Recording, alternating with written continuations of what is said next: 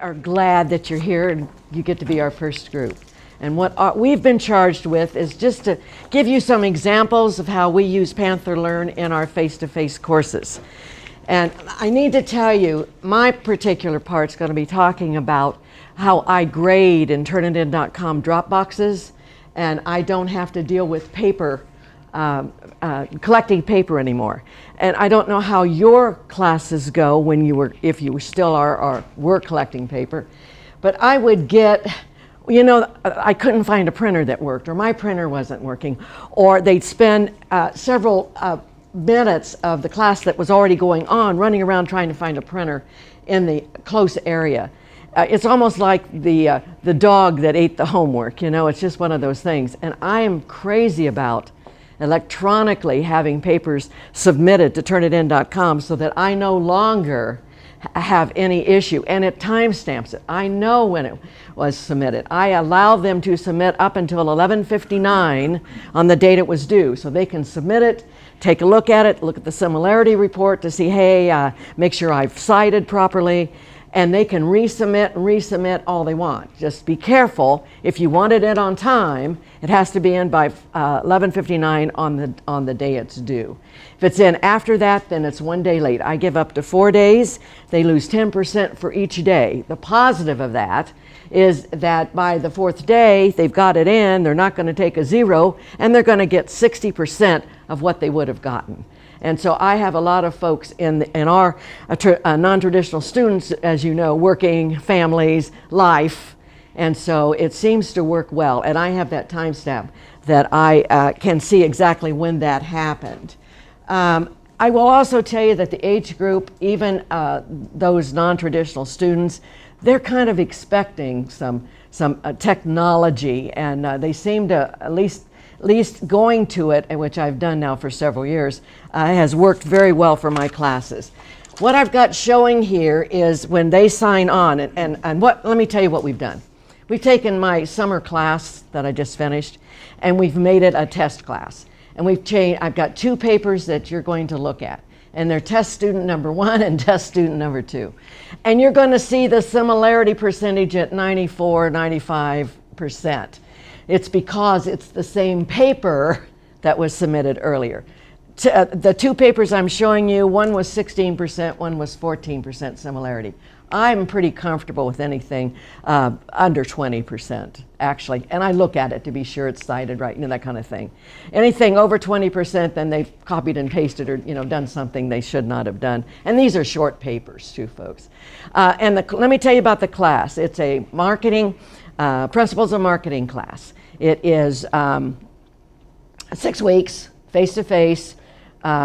They have 8 individual papers in those 6 weeks, and they have a 1 team paper, and they'll do a team presentation at the end. But all I care about, and what I'm showing you today, are the papers in the Turnitin.com Dropboxes. So this is the very first screen that comes up when they sign in, and you see my sample horde course. That's the name of our course. And I give a quick welcome, and it mirrors the email that I send out a week before the course starts. And the courses that I taught this summer, there was no meet and greet. So a week before, I have this ready to go, and they'll see a little quick bio of me on this down here, and then this is mirroring, like I said, our welcome letter. So let me get up here, because that's all of them I welcome to each week and told how the week went. I'm going to take us to the content, and I just want to show you real quickly. I have the overview of what the course is, kind of mirroring what's in the syllabus. You come on down here, I have the actual syllabus that they print out, and I say to them, if you would like to review the syllabus in person, first night of class, you might want to print it and bring it. I don't print the syllabus anymore. The pre-class assignment in my welcome email, and also in that news announcement when they first sign on, says, hey, start here. This will give you a lot of information about the class, and you can kind of see, I'm talking, it's important you get the textbook, give them all that good stuff. Here's what you're going to find useful, where to find it, and oh, by the way, when you walk in on Monday, you will have an assignment due. They don't know it yet, but they have until 11:59 to get that submitted to the turnitin.com Dropbox. So I told you that I have 8 papers and 1 team paper, so that is individual. So I had 14 students this summer. So you're talking a lot of papers to review. And these are not long papers. These are not long at all. It's an introductory course. So therefore, but they have to write an APA style. So typically what I've done under the pre-class assignment in those classes where papers due every other week or something like that, I've got several weeks here that there's 2 drop boxes they have to deposit to. And I have found what works is that I put it in the week's content module, and I'll just give you a quick look at it. Here's week 1. I'm talking a little bit about the course, the readings, what the assignment is, and you notice I have a study guide for this particular week. There's a quiz at the end of the first 5 classes. So the study guide equates to the quiz. Pay attention to these and these 4 chapters that you're going to quickly review. And here is your first current events paper. And so that's the second week, it's 1 drop box. Third week, there's 2 drop boxes. Fourth week, there's 2 drop boxes. Fifth week, there's 2 drop boxes. Sixth week, it's your marketing paper. So it just made sense and it works well. Hey, you'll find those drop boxes in the weekly module. I just wanted you to be aware of that. Okay, I now am ready to start grading, and I tell them, you have a week to get it in there. I have a week to review it. My goal is that you see the feedback before you walk into the next class and have another paper due. So I'm now, guys, I'm talking fast. I'm now going to the assignments, and I picked up the Dropbox. And here you see all of these drop boxes that for this whole course. And let me tell you what these icons are if you've not used Turnitin.com Dropboxes before. That says right there that is a Turnitin.com Dropbox. You have to actually select Turnitin. You can have a Dropbox that's not a Turnitin, but I want it to be a Turnitin. I want them to actually see how they're writing, for them to get a chance to go back to be sure they cited properly. But this little guy here, this little ruler, can you see that? That means I've got it set up so that when I put that grade in the Turnitin.com Dropbox, it automatically goes to the grade book. I love it, I love it, I love it. I'm just telling you, I love it.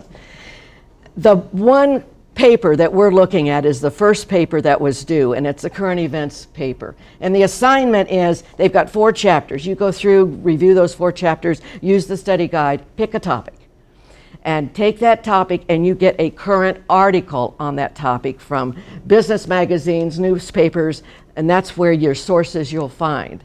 And you then relate what the author is saying about that topic from that newsletter. So they've got 1 in-text citation, 1 source listing, and if they're going to use the textbook, which they can, then they may have 2 on their references page. So let me get in here, and you will see, I'm now going to look at well, you can see over here, I've had 5 submissions. So my class is a group of 5 people. I'm going to view the submissions now. And here they are. Remember I told you the similarity is going to be high? It should be, because it's the same papers that were already submitted this summer. Now, under my first, we're going to look at this first paper that I have already reviewed, and you can tell I've reviewed it because it says published. But I want you to see just quickly what that looks like. So I've selected it said published. I go back in under published. Even though I've reviewed it, I can look at it again. Here's the paper, so I select that paper. Now, I could look at the paper and read the paper here, but I want to give comments. I want to actually grade it and give them my evaluation of it. So I've picked mark copy. I think it's markup copy is what I believe it's called. And so, and this particular, I'll tell you, it's a really nice paper I've pulled out here for you. This student has done a really good job. So here is the title page, and I have it set up in the format I want the title page to look. And I am told them, I said, listen folks, you be sure you check in when you're doing APA standard in a class as to how the instructor wants that title page. It may not be this way. Great job on this title page. And this page is done very well, and this student only had a few little things that need to be noted. One thing, he missed his first in-text citation, so I clicked to get a comment, and I typed it in the comment. And I need to tell you, when I was doing paper, I would write my comments over to the side. I'd draw arrows to where it was supposed to go. It was, and especially on those folks that first paper in a course, there were lots of things. I mean, it was just, I get all kinds of arrows drawn. And this way I can put it right where it needs to be. You need the in-text citation. The second thing I look at after the title page is actually the references page. References page is excellent. But I see the two sources that I better find in this paper. So I went back here, and on a first paper I try to say, and looking at your references page, here is the actual format that should be showing here. And then I noticed that they had a punctuation issue, so I noted that, because I count those, composition. And the third thing that he or she did, they missed this in-text citation. All that's information they're drawing from the source about that article they needed to cite. And so, excellent paper, very good paper. The very last comment I make on my papers is my wrap-up. I talk about what kind of paper it was, what they did with it. I did this very briefly so you guys could at least see, but I usually write a little bit more than that, and if it's well written, I say it's well written. If it's nice writing style, I will say that. So I talk about the paper content in the top one. The second one is, you'll see the note of mechanics and format errors. I give 5 errors before I start taking percentage off. Anything from 6 through 10 is 10% off. Anything over 10 is an automatic 20% off. And so on a 25-point paper, we're talking 2 and 3 points. But it's still a big part. Composition to me is 20%, content is 80. Very rarely do I lose and take off for content because people are on topic. If you're on topic, you haven't, only time you get content taken off also typically is if you've forgotten to include something that was very specific that was supposed to be included. Then you'll lose points on that. Length is important to me. Minimum length has to be met. Those kinds of things on format. And so he got his 25 points. I then come up here and I put it in, as you can see.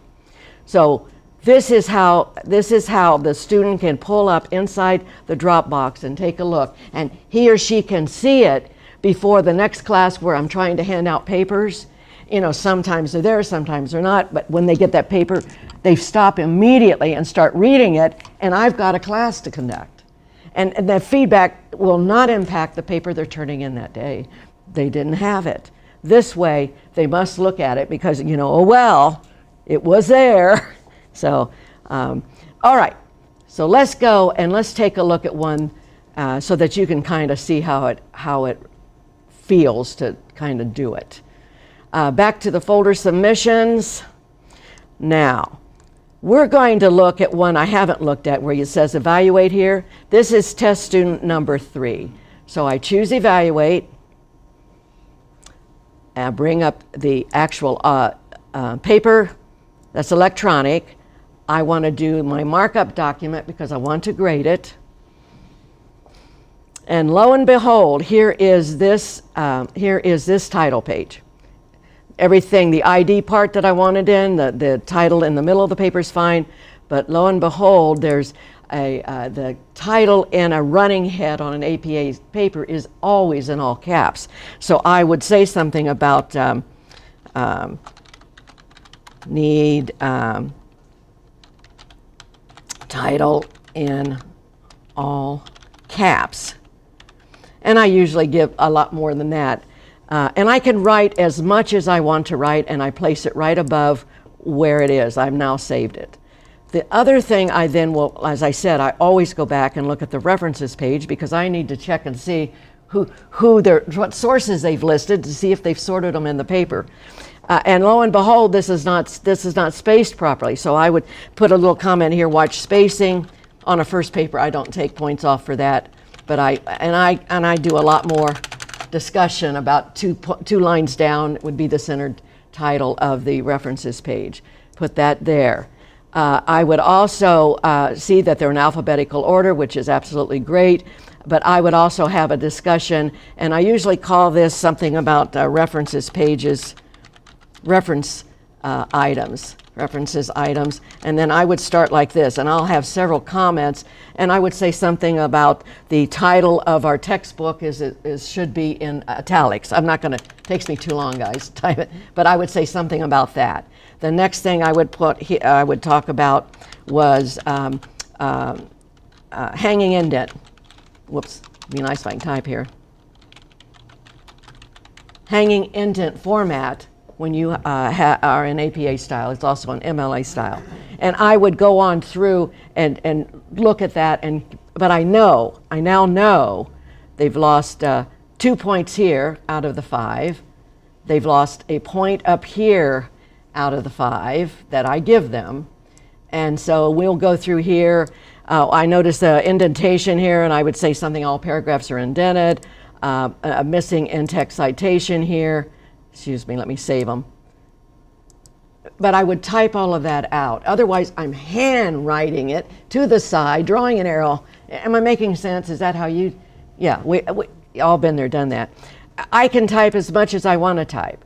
And let's just say there's some punctuation issues, wrong words used. There's a number of issues in here that I can note, and I can use it, type as much as I want. I will show you over here are shortcuts if you like to just click one of those over. I personally prefer writing my own, so I just use my little comment box and do that. Finished here. I come over now to do my final, and I would say test student number 2. Where's my number here? This is fun doing this with all you watching me. And then I would go on and talk about the content. This happened to be a very good content, actually, for the topic that he or she chose. They found an excellent article and did a great job. They just had these mechanics errors, format errors, that again count when you're doing a college level paper. And so I would then talk about content here. And then I'd come down and talk about points lost. And I would say something, you see the noted mechanics and format errors. You've lost 10%, which he would have because it was over 5. And then I would end up saying, so your total is 22 over 25 points. Put my name on it. And then I come up here and put my points in. All right, I'm going to save my last comment.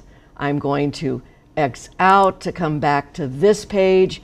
You see down here under evaluation, I type in my score here. I've got it on the actual paper part. I now put it here. And then this is a little brief comment box.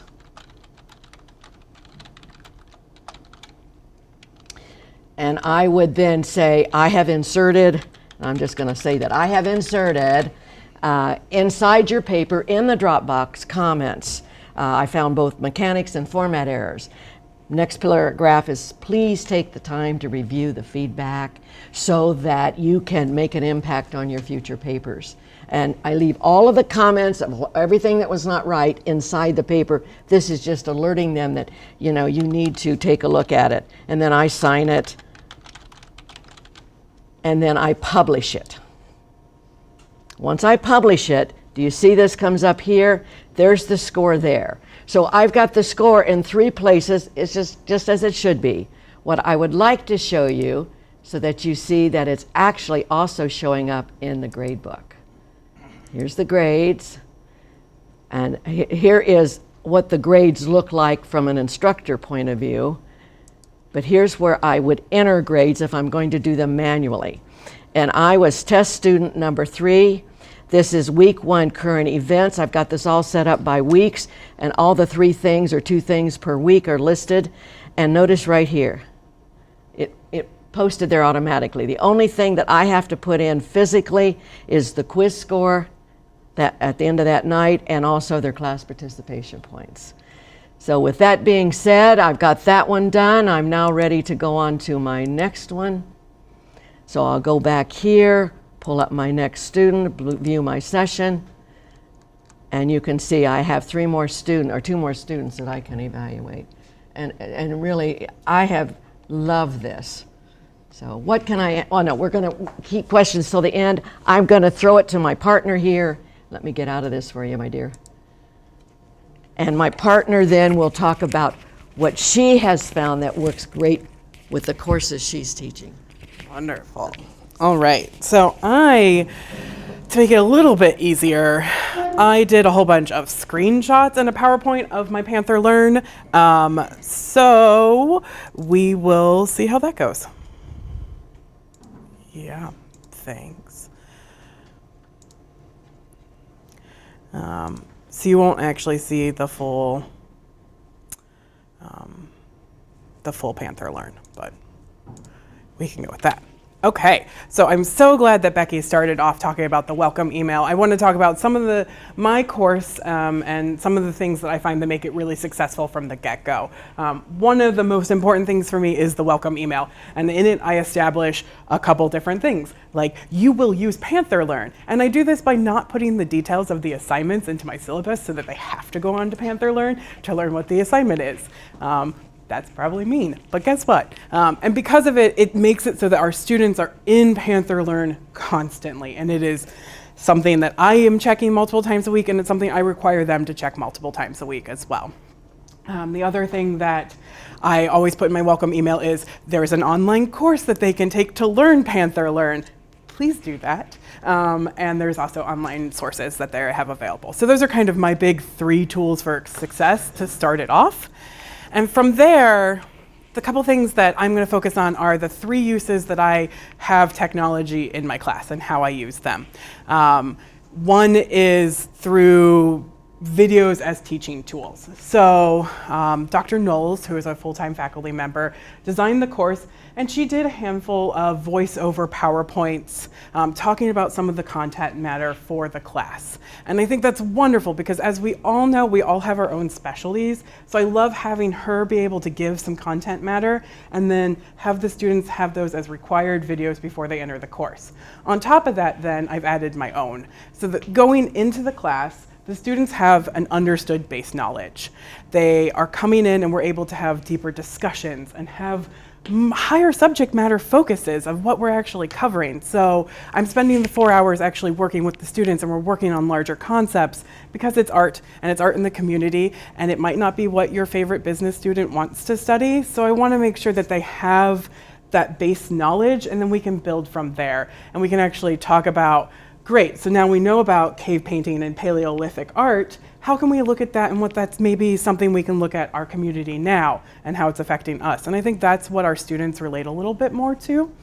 The other thing is that by having these videos, and because a lot of our students are non-traditional and adult continuing education students, they're sharing these videos with their family. So this is a perfect example. One of the videos that's a required watch, we'll say reading, for the class, it's an hour and a half long.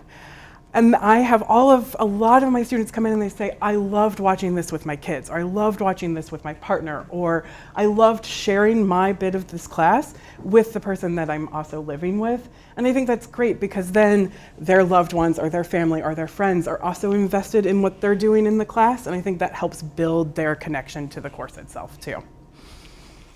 So I want to give you a quick example of what a voiceover video would look like. I really hope it plays. Approach is basically just looking at the works of art.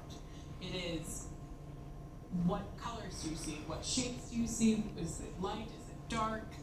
What did the artist use? Is it a painting? Is it a sculpture? It is literally only what you can personally see in the work of art.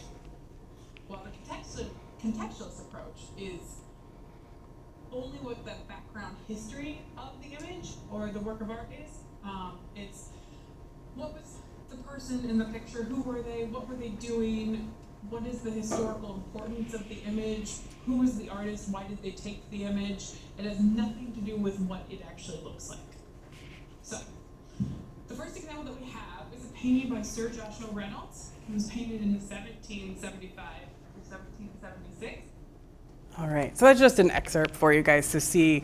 It's a way for me to incorporate personal videos that I've taken in museums. It's a way for me to incorporate some of the art that the students are learning about and allow them to see it in a different way. I also think it's a big difference because looking at art in a textbook is very different than looking at it in person, and allowing them to have the videos and allowing these different sources of information allows them to see it in a different light. And that kind of leads into the next way that I use technology in the course, and that is we do not require a textbook. So all of the online sources are academic resource sources, and that's, as you can see, they'll have a lot of reading, but it's reading that they can take with them and do anywhere. So they can do it on their smartphones or their tablets or on their computers. They can kind of take this class, and since it is about art in the community, they can actually go out and do it in the community and actually prepare for the class as part of their life already. And again, I think that kind of adds to more immediate access to information. I'm sure we've all had the students who say, I can't get the textbook, I can't get my hands on this reading. These are on the internet, so I'd love to hear a really good excuse for that. And so I think that this really allows our students to know that that information is out there, but it also teaches them what a good academic source looks like online, and it's not Wikipedia. Thank you. So I think this is a really great example then that we're setting that tone for our classes, that these are the sources I'm providing for you to learn, and because of it, I really hope these are the sources that you use in your academic and research-based papers. The other bits and how I use technology in my Panther Learn and face-to-face classes, technology is a huge part of the assignments for the class too. And again, I think this helps a lot with working with business students. So one of the assignments, and that's kind of what I have the screenshot up here, is the students, they have a choice. They can write a paper on a modern architectural building in our community and go and visit it and research that. Or they have the other option to go to a TED Talk website, which TED is Technology, Entertainment, and Design. And they have to go to the TED Talk websites, and they actually have to look through all of these wonderful information-filled academic talks and listen to one that's going to fit what subject matter will be appropriate. So I'm asking them to look at architecture in the community. So I need them to find a talk that somehow takes architecture and the importance it has in our community. And because of it, I think the students assume that sounds like a much easier option, because they're like, oh, it's just watching videos. But at the same time, these videos are full of so much information. So I feel that the students honestly get a little bit more out of it than they're gonna get from just skimming websites or skimming actual sources doing a research paper. So, and this is just an example where one of the students took the assignment and then they wrote a small paragraph, and you can tell and you can see through their reaction that this was a video they really did feel passionate about. And I love that allowing technology in this light makes it so it's more approachable for the students then too, and they become passionate about the subject matter.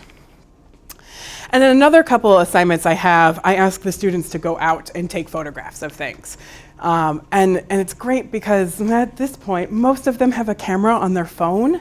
And so one of the assignments, they're asked to go out and do retail snooping, which basically means they're looking at products in different stores. And I'm really excited because that assignment is going to happen around Black Friday this course now, and I wish them the best for that. But they have to find products and find advertisements that are influenced by a specific art history period. And this is another example where the students are asked to create a photo documentary that has one concept, and it's a concept that needs to be important to them and important to their lives and important to their community. And I think by using a cell phone, it makes it so that technology is embraced, but it's also a great way for them to say, for this student specifically, she said, I loved doing this project and it made me see things that I normally wouldn't, and it really helped her with her marketing background then, and she started to look at things a little bit differently. And I think that's a great way for us to incorporate that technology into the class. And I went a little shorter because I knew Becky would need extra time. So I will open it up to everyone then for questions. I want to be in this course. I want to be in this course. I already told her that. Is it because I say things like you can't use Wikipedia? No, I have to say that too. Anything we can answer before we turn you loose to head to your next? Just a comment, really. I really like the assignment whereby students can take photos. Because I think that could be applied to any course. Exactly. Marketing course, the management course, the human resources related course. In other words, and I think it makes then the topic more relevant for students because they're applying it in the real world. Most of these students essentially already have the experience. And they're looking for the actual, the credential, the knowledge, the structure. So I think that's a very good strategy. And I think that I because it is such an open-ended project, the students, I get things from, I've lived a life in one of my students, and so it was just a walk through their day-to-day, and that was really interesting. But I've also had some students who went and actually embraced, a different demographic of the community, and I think you're right, and it allows our students to have something really tangible that they've created at the end of it too, so they can take that and to future employers even show what that looks like as well. Yeah. I had a question for Becky. Do you do online quizzes? No, I do not do online quizzes, unless it's my online course I'm teaching, of course we do. No, I do quizzes at the end of the night. Because there's so many chapters, I make them objective.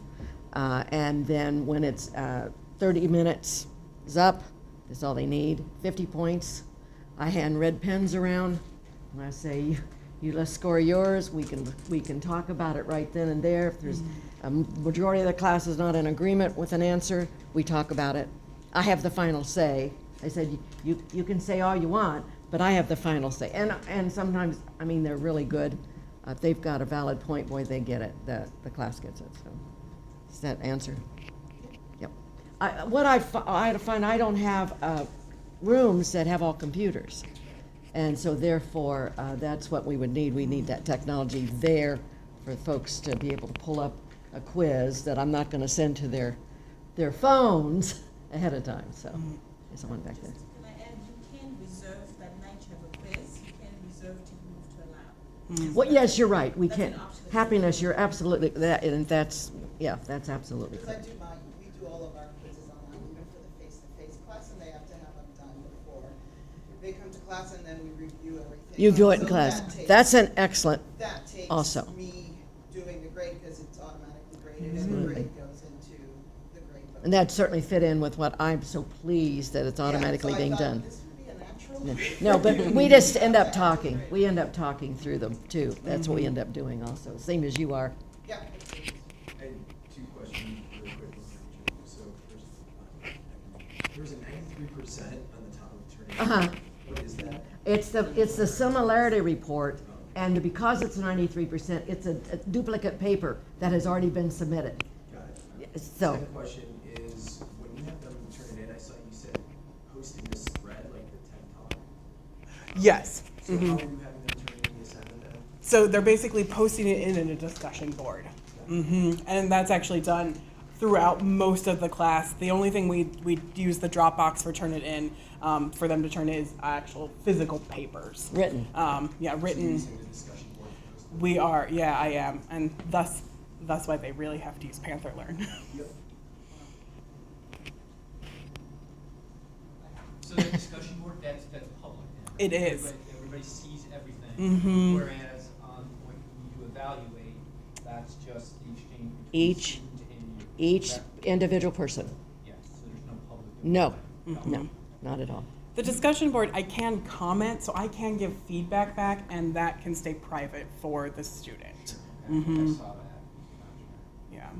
Tilly? No, I was just gonna say, I do like to turn it in too. I use that a lot in the Dropbox. It works perfectly to get that set up that way, and everything flows over in terms of the grades and so forth. But my question was about, you said something about when you do your quizzes, you let them grade them, or what was when you just said? Yes, they do them, and then I hand out red pens. Okay. I again have the final say because I Do you collect tell them. the number of points something will Oh, yes, and yeah, all that. yeah. My goal is they know at the end of the night how they did. We've tied up that day, that evening, with everything we've talked about. And when we come to the next week, it's 4 more chapters, 3 more chapters, whatever it is, that we're now going to concentrate on. So I And kind of they use grade it. their own, or they grade others? They grade their own. Their own, okay. And nobody knows but them how they did, and some don't do well, others do excellent. They're turned over when I collect them. They won't get any points if I don't collect them. Okay. You know, and then I insert the grade Okay. manual. You look over what they. Oh, Okay. it's not a democracy in this classroom. Okay. I have the final say. Yeah. Good question. Good question. You guys have been wonderful. Thank you for being our first group. Yeah, thank you.